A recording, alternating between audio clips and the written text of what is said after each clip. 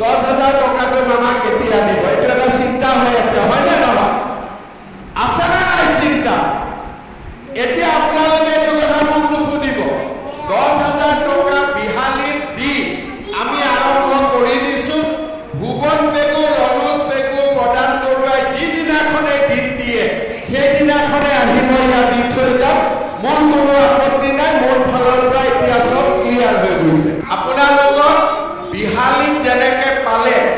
তেনেকে ভুৱন পেগু ৰমেশ পেগু প্ৰদান কৰোৱাৰ লগত মই আলোচনা কৰিম তিনিখন মিটিং হ'ব এখন ধেমাজিত এখন আমাৰ শিলাপথাৰত এখন আমাৰ জোনাই আৰু এই তিনিখন মিটিং কৰি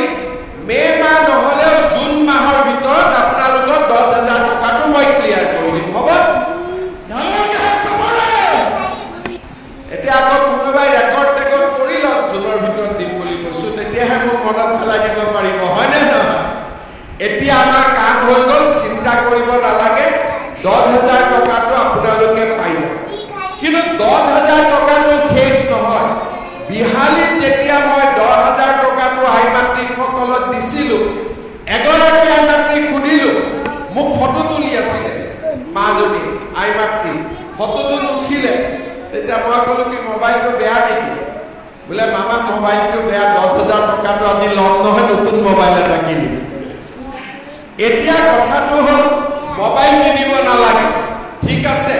ভগৱানে যদি কেতিয়াবা মোক শক্তি দি আপোনালোকক মই চৰকাৰৰ পৰা ফ্ৰী মোবাইল এটা দি দিম কেতিয়াবা লৈকে এতিয়া কোৱা নাই লাহে